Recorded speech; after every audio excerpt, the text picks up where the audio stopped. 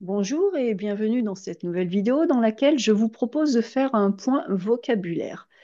Alors, il s'agit de traiter des mots qui peuvent être des faux amis dans certains cas, surtout si vous parlez anglais.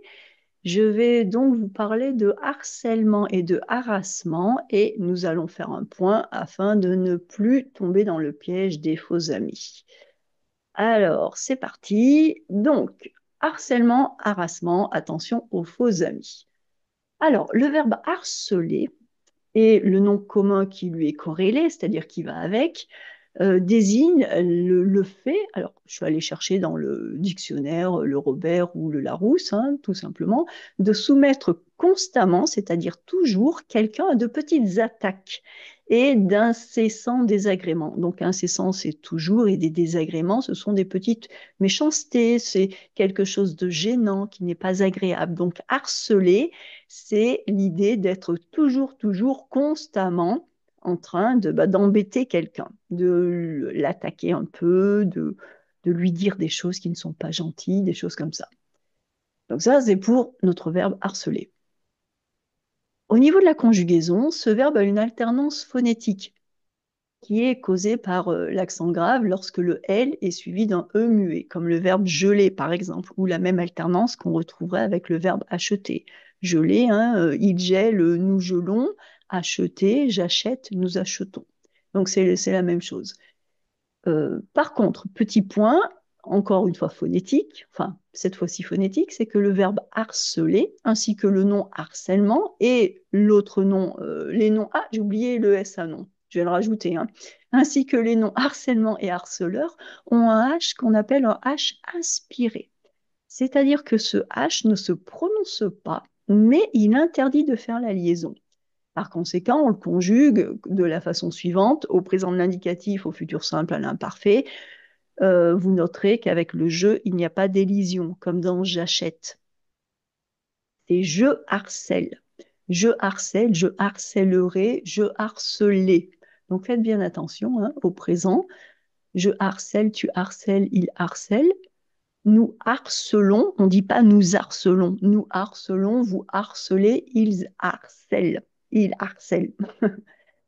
Euh, Très souvent, alors normalement on ne fait pas la liaison puisqu'il s'agit d'un H aspiré, mais j'ai tendance à vous dire qu'entre il harcèle singulier et il harcèle pluriel, beaucoup de Français vont dire ils harcèlent pour faire la différence avec il harcèle au singulier. Mais bon, au futur simple, ça va donner je harcèlerai, tu harcèleras, il harcèlera, nous harcèlerons, vous harcèlerez, ils harcèleront. Et à l'imparfait, étant donné que l'imparfait, le radical de mon imparfait, c'est le radical de la première personne du pluriel au présent de l'indicatif, mon radical de l'imparfait n'a pas d'accent. Je harcelais, tu harcelais, il harcelait, nous harcelions, vous harceliez, il harcelait. On a tendance à dire et à prononcer ils harcelaient. Alors voilà pour notre verbe harceler, harcèlement et harceleur. Le harceleur est la personne qui va commettre des faits de harcèlement. Donc, c'est la personne qui va harceler une autre personne. Le harceleur, c'est un peu le méchant. Alors, ensuite, on a le verbe harasser. Et c'est là que on a notre faux ami parce que souvent, les gens qui parlent anglais, lorsqu'ils veulent nous parler de harcèlement, eh bien, ils vont utiliser le verbe harasser, ils vont parler de harassement. Et ça vient directement, c'est un calque par rapport à l'anglais. Donc, harasser, harassement, se faire harasser, ça existe bien en français, ça existe. Mais de nos jours, harasser et ses dérivés, hein, eh bien, cela signifie être épuisé de fatigue. Si vous dites ah, je suis harassé, vous n'êtes pas en train, actuellement avec la signification, vous êtes plutôt en train de dire que vous êtes très, très fatigué. Et moi, ce que je note chez mes étudiants, c'est qu'ils confondent avec la signification de harassment, donc de harcèlement.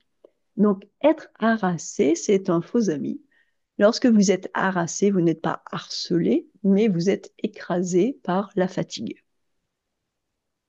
ou par une forte charge de travail, par exemple. Cependant, je tiens quand même à préciser qu'en cherchant un peu plus dans mon dictionnaire historique de la langue française, hein, le dictionnaire qui raconte l'histoire des mots, c'est un dictionnaire absolument passionnant. Si un jour vous pouvez mettre le nez dans un dictionnaire historique, je vous y encourage parce que ça explique l'évolution des mots.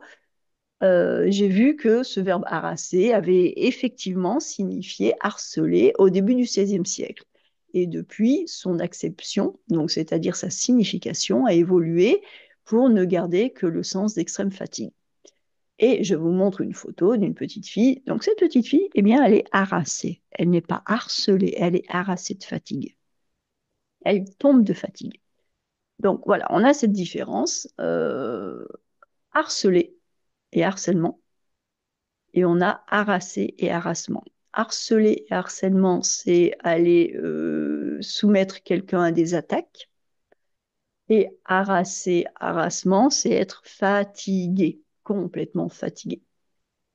Donc, ce que je vous lis là, se faire harasser, ce n'est pas très logique. On ne va pas se faire harasser dans le sens moderne, puisque on utilise harasser pour dire très très fatigué. Donc, on ne pourrait pas vraiment faire une phrase qui tient debout en disant je me suis fait très fatigué. Non, je me suis fait harceler, ok, mais je suis harassé. Le changement de signification, enfin, cette signification fait que vous devez faire attention à la construction. On ne va pas vraiment dire se faire harasser. C'est pas très, très logique, hein. Donc, si vous hésitez, eh bien, ce que je vous conseille, c'est de remplacer harassé par un synonyme exténué. Être exténué signifie être harassé. Je suis harassé, je suis exténué, mais vous ne pouvez pas dire je me fais exténuer. C'est pas très logique. C'est ce que je vous explique ici. Alors ensuite, je vous donne des exemples d'énoncés avec harassé, harassement, harcelé, de façon à y voir un peu plus clair et à fixer ça grâce à des exemples. Donc avec harassé. Après une longue journée de travail intense, il rentra chez lui harassé et incapable de faire quoi que ce soit d'autre que de s'allonger et dormir probablement. Donc, il est harassé, il est très fatigué. Les marathoniens, harassés par l'effort, franchirent la ligne d'arrivée avec les dernières forces qui leur restaient. Voilà, les marathoniens, ils sont en train, ils ont couru 40 et quelques kilomètres, ils sont très fatigués, exténués. Harassée par les responsabilités familiales et professionnelles, elle ressentait un besoin urgent de repos. Elle travaille, en plus elle s'occupe de ses enfants, elle fait le ménage, la cuisine, bref, c'est très cliché, mais ce n'est pas faux. Et donc, eh bien, elle a besoin de se reposer et partir en vacances.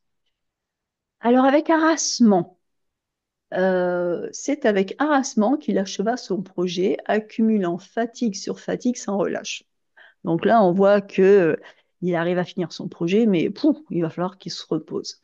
Elle traversa la journée avec harassement, accablée par les tâches qui ne semblaient jamais s'arrêter. Elle travaille, elle travaille, elle travaille, et elle est très fatiguée. Il écoutait le récit de son ami avec harassement, éprouvé par le récit long et épuisant des événements. Donc là, il écoute ce que son ami lui raconte, mais en fait, il a envie de dormir. Et harcelée, elle avait l'impression que les tâches à accomplir ne cessaient de la harceler, s'accumuler sans lui laisser de répit et augmentant son stress et son angoisse à chaque instant. Donc là, avec harcelée, bien sûr, elle va finir fatiguée. Elle va finir harassée, fatiguée. Mais les tâches, c'est-à-dire tout ce qu'elle a à faire, on a l'impression que les tâches arrivent, qu'elles sont vivantes, qu'elles s'empilent, qu'elles grossissent, qu'elles augmentent, qu'elles ne la laissent jamais tranquille. Dès qu'elle finit un travail, hop, il y a autre chose à faire. Donc là, c'est cette idée de harcèlement, harceler. Harcelé par les questions incessantes des journalistes, il finit par quitter la salle sans un mot. Donc, vous imaginez une conférence de presse d'un homme politique lors d'un scandale ou quelque chose comme ça. Et les journalistes posent sans cesse des questions, des questions, des questions un peu difficiles. Et la personne se sent harcelée, donc elle préfère partir. Il n'est pas acceptable de harceler quelqu'un au travail. Chacun a droit à un environnement sain et respectueux. Voilà, voilà, voilà. On ne harcèle pas ses collègues. Donc voilà, chacune de ces phrases utilise les mots dans des contextes qui soulignent soit la fatigue, soit l'épuisement, ou alors la pression, que ce soit au sens physique ou psychologique. Donc voilà pour ça. J'espère que ça vous aide à bien faire la distinction entre ces différents termes, à éradiquer l'utilisation de ce faux ami, hein, harasser, harassement, et à bien faire la distinction entre harceler, harceleur, harcèlement, et puis harasser, harassement. Voilà, voilà, voilà, c'est fini pour cette semaine. Je vous souhaite de très bien travailler. Je vous dis à très bientôt pour une nouvelle vidéo.